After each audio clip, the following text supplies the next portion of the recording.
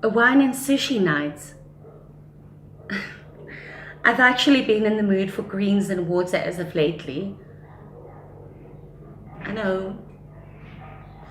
Let me get back to you on that. Thank you. Bye. My name is Margaret Burkholz. I'm a 36-year-old mother of one, and this is my pregnancy announcement. I'm expecting my second born, and I am very excited. This is my vlog. It's the first time ever that I'm vlogging, and it's quite an experience. It's a one-take thing. I'm doing this on my Samsung phone, no lighting. This lighting is the sun, so TikTok. And no microphone. One of my favorite quotes says, if you can't run, walk. If you can't walk, crawl. And that's exactly what I intended. Baby brain. We'll talk about pregnancy brain on this vlog. That's exactly what I intend on doing. I feel that not only do I want to share the joy that I feel and also fears that I have, this could be a community of us speaking exactly about that, about experiences, joys, fears. And I started an Instagram for Baby Bump. It's called Baby Bump Vlog. And you can find the Instagram handle in the description down below.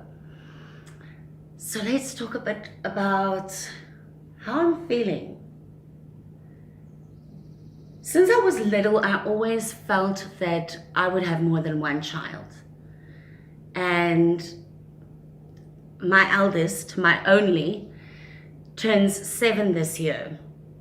So I just thought, you know, maybe it's not meant to be for me to be the mother of more than one child. And I was so busy being a mother to him that the thought didn't stay with me to actively pursue becoming a mother again. And I'd met my fiance 2 years ago, and things changed. We were so in love and happy, and he has 2 children from a previous relationship. And so we're already on 3.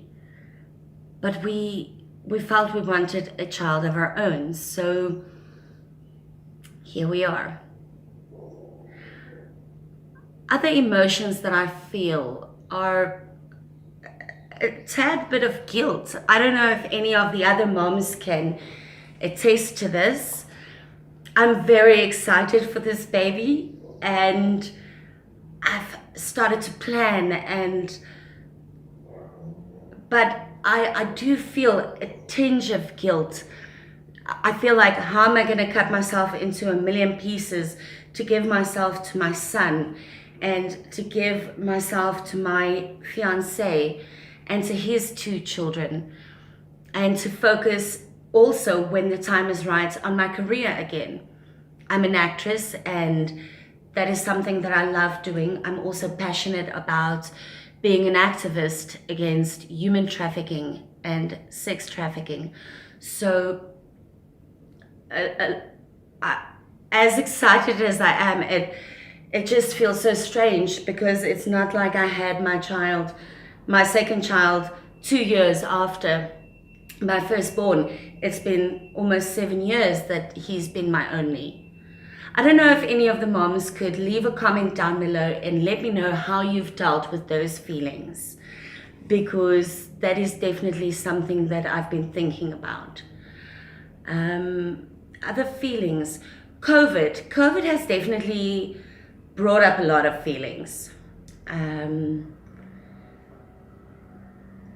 First and foremost, South Africa has been on a super hard lockdown, and in many ways I do commend our government. However, this is not a political channel, so I will just be talking about how I feel.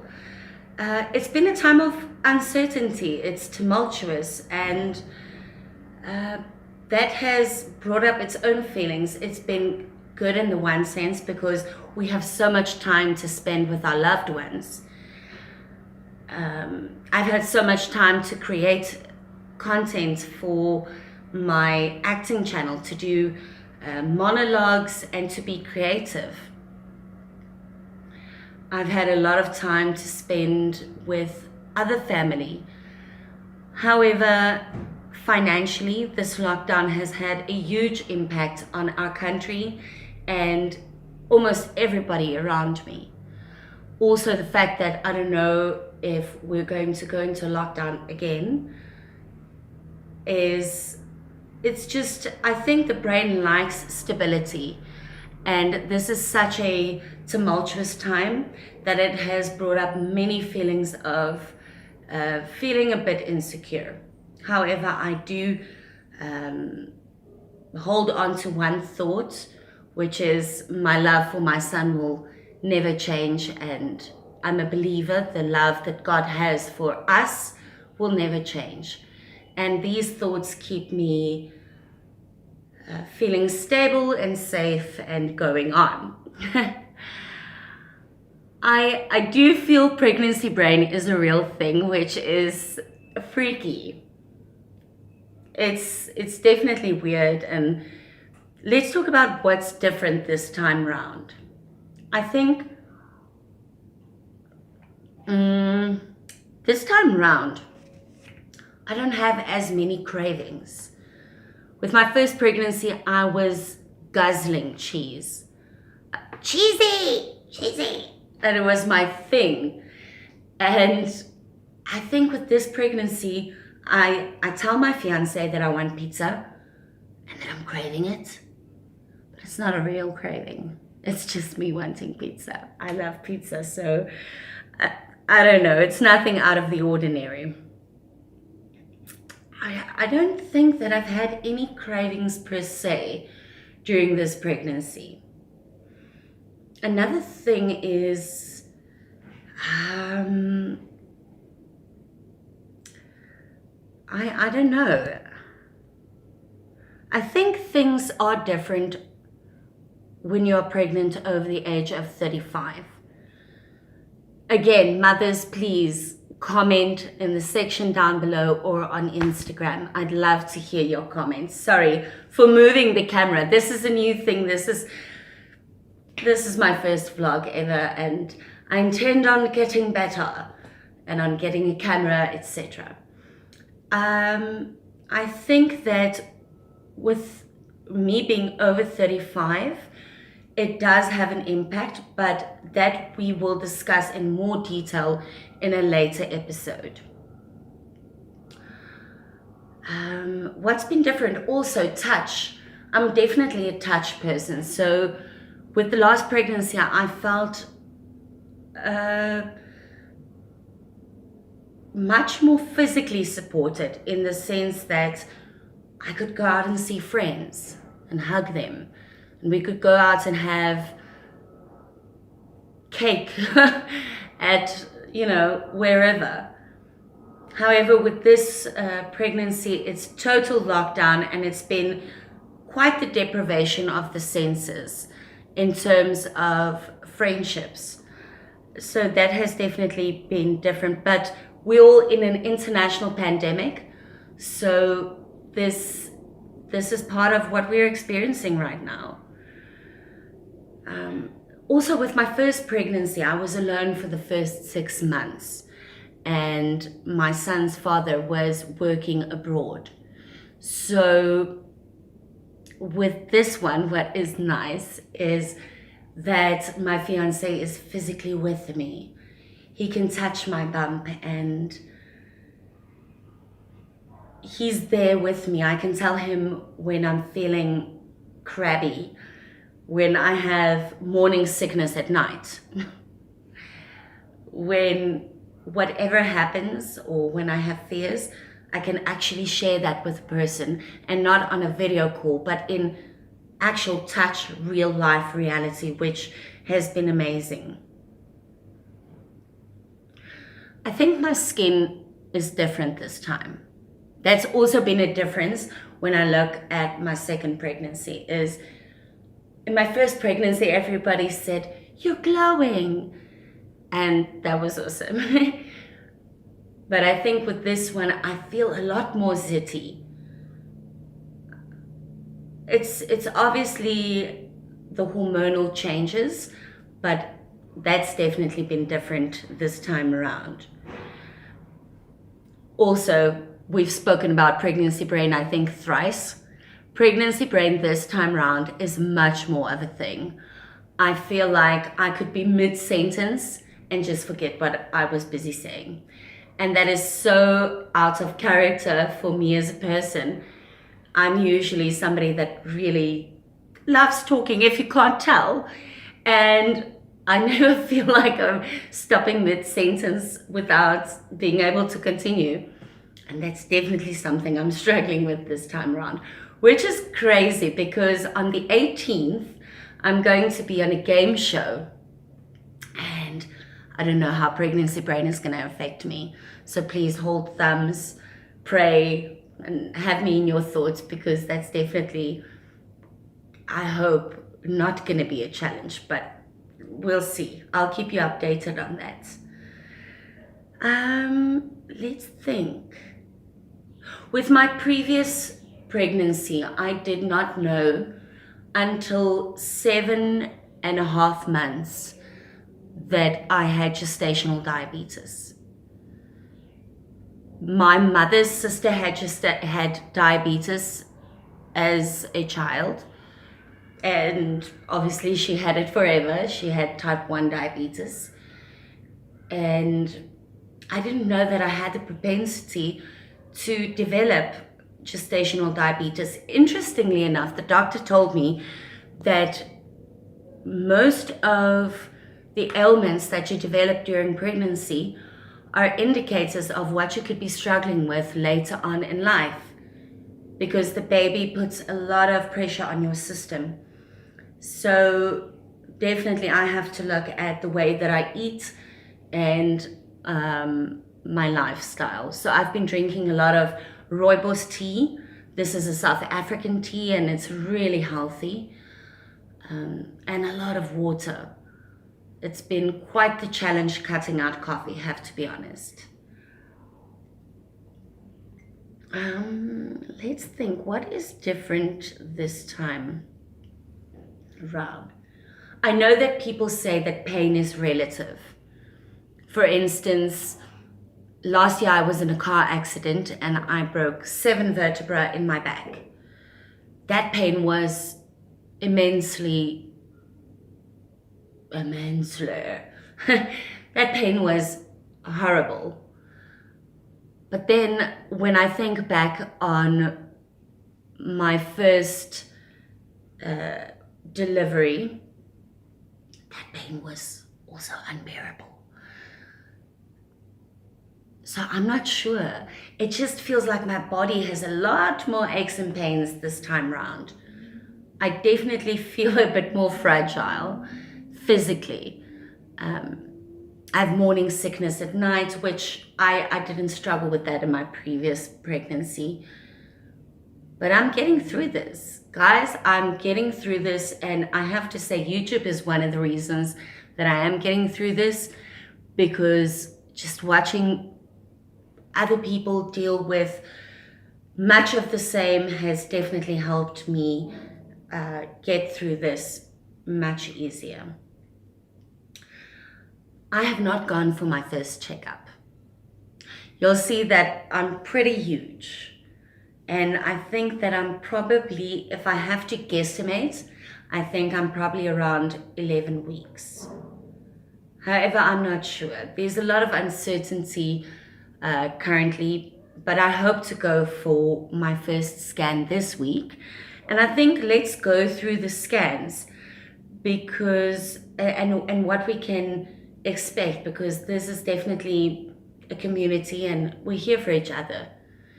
So with your first visit, it involves a thorough history taking and clinical examination to establish your current and your past status.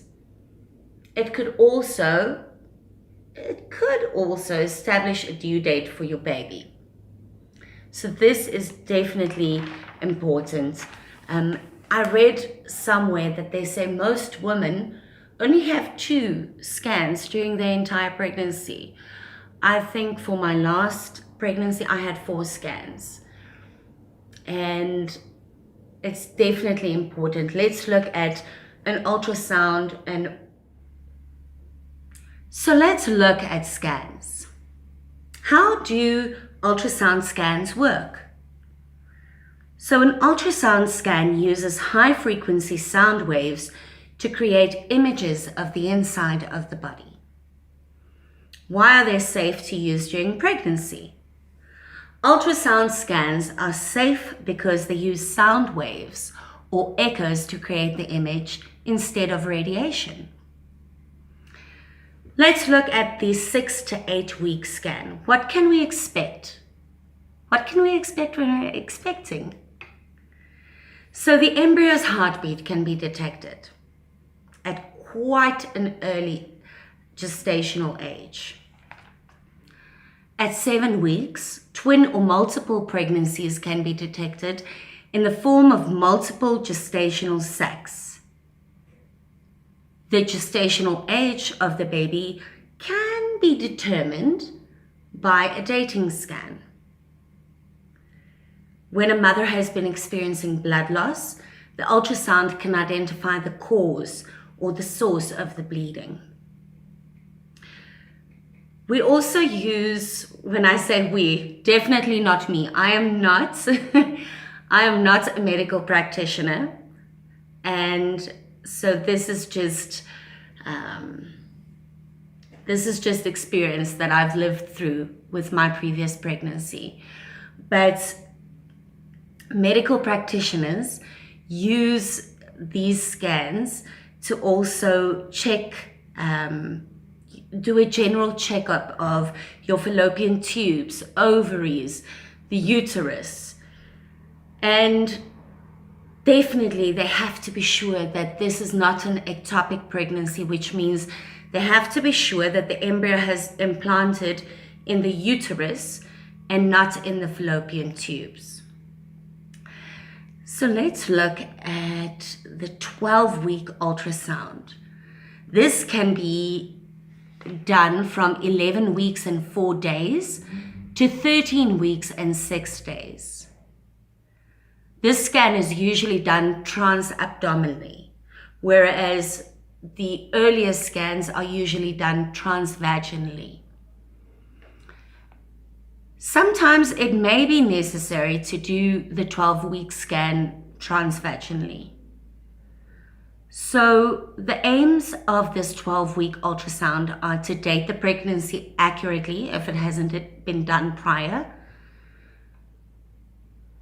to diagnose the type of twin or other multiple pregnancies, because it's important to know if each twin has its own placenta or whether they share common placenta. If they share common placenta, definitely it is advisable to monitor the pregnancy more closely. We as mothers also go for this scan because we'd like our healthcare professionals to tell us whether the baby is growing and developing normally.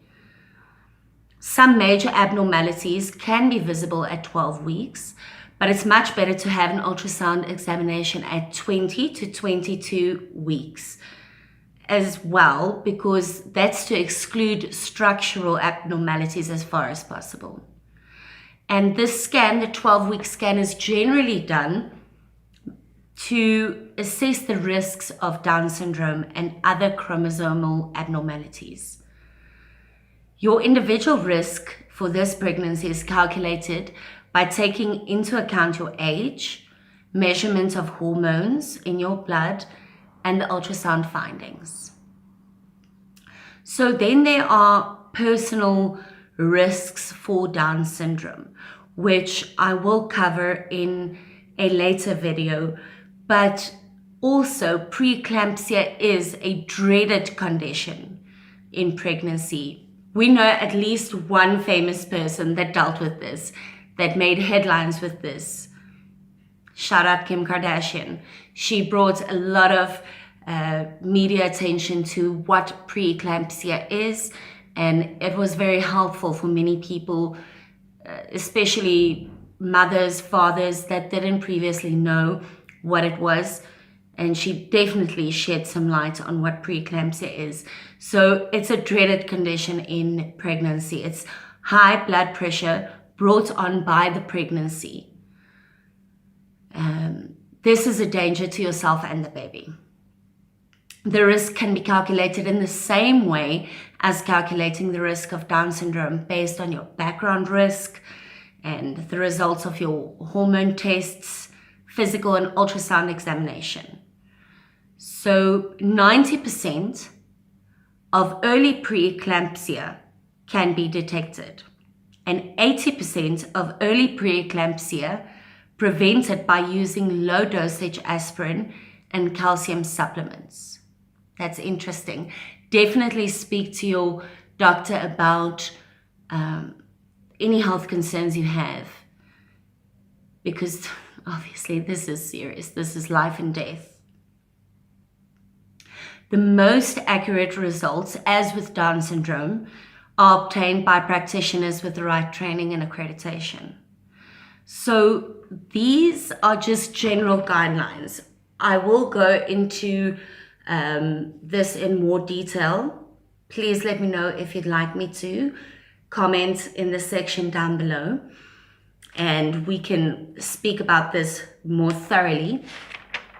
But this is my first.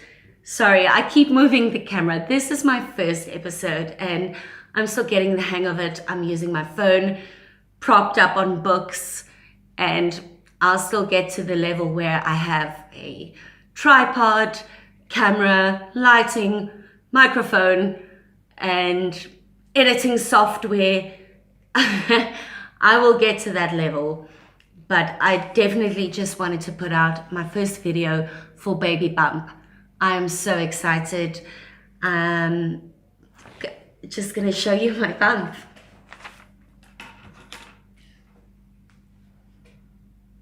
There we go. Moms, please tag me in your pictures on Instagram. The Instagram handle is down below. Next week, we're going to be doing the outline for the first trimester with regard to the fetus's growth. And we're going to outline the changes to the mother. And I think we should also do must-haves for first trimester. What must-haves are important? Thank you for watching. If you're also on your pregnancy journey and like this kind of content, please feel free to subscribe. And Baby Bump also has an Instagram, as I've mentioned multiple times. The Instagram handle is in the description down below. This is a community, as we've said before. Please feel free to ask, to give advice, to share stories. Enter in the comment section down below or on Instagram. Thank you so much for watching my video. It's been such a joy documenting my pregnancy, talking to you all, and this journey is just, it's humbling. I'm sure all of you know this is the second time I'm going through this, and it's such a humbling and beautiful experience where you are in control, but you're also not. You're in control of what you eat and many facets. You are in control, but for a large part, this is a miracle. It's beautiful and it's life, it's creation. And may you all have a beautiful journey and enjoy your pregnancy and have a healthy, happy, and just amazing experience with your pregnancy. So until next time, love, growth, baby.